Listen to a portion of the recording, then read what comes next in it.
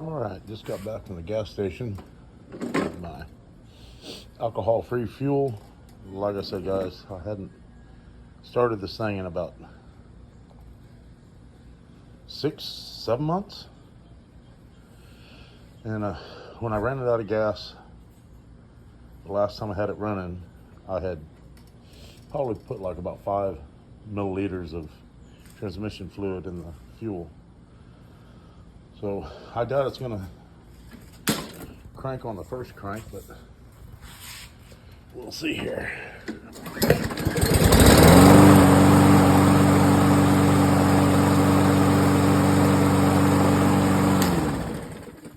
Well, enough said.